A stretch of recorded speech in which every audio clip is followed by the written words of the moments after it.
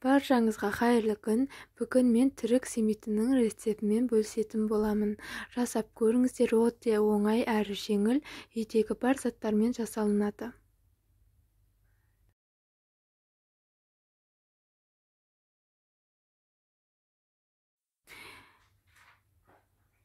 Ең алдымен ыдысымызға жылы суымызды, сүтімізді, пісте майымызды және де тұз, қантымызды, ашытқымызды салып, барлығын біркелкі қылып араластырамыз.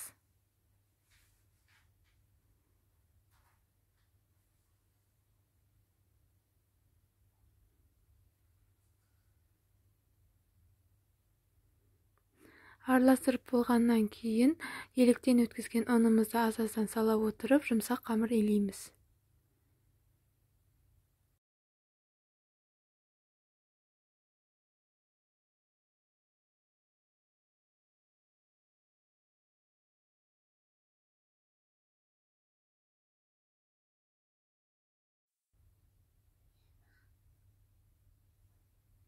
Илеп болғаннан кейін қамырымыздың көтерілгенін күтпей-ақ бірден 22 бөлікке бөліп семитімізді жасай береміз.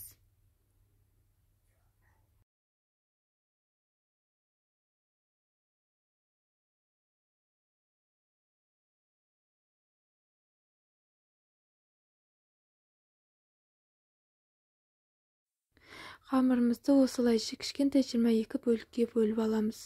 Сосын бетін жауып қойып, шетінен алып жасай береміз. Қамырымыз қаясып қалмауы қажет. Екі кішкентай қамырымызды алып, видеодағыдай ұзартып аламыз.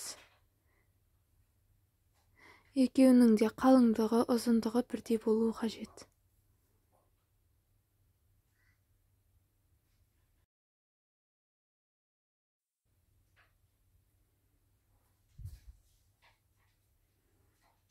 Екі қамырымызды ұзартып болғаннан кейін бір-біріне осылай орап шығып, шеттерін біріктіреміз.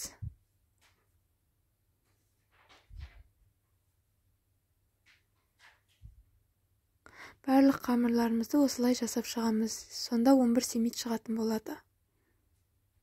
Семитімізді осылай жасап жатқан кезде бір шетінен газымызге табамызды қоямыз. Табамызды құрғатып алып, ішіне кунжутымызды салып, қызартып аламыз. Сонда кунжутымызды қызартып алған кезде одан ерекше дәм шығады.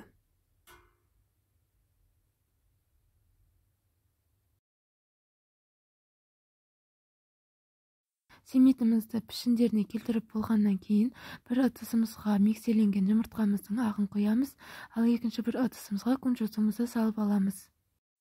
Негізінде жұмыртқаның ағының орнына түріктің пекмез деген заты қолданылады. Ол көп жерде сатылмағандықтан мен жұмыртқаның ағын қолдандым.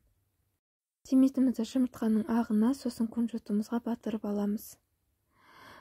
Осылай істеп болғаннан кейін бетін орамалмен жауып 20-25 минутқа көтерілгенше қоямыз.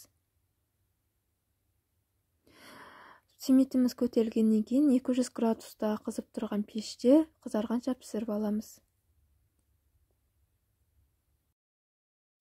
Міне осымен семитіміз дайын. Жасап көріңіздер, өте оңай, үйдегі бар заттармен жасалынады. Барлықтарыңызға ас болсын.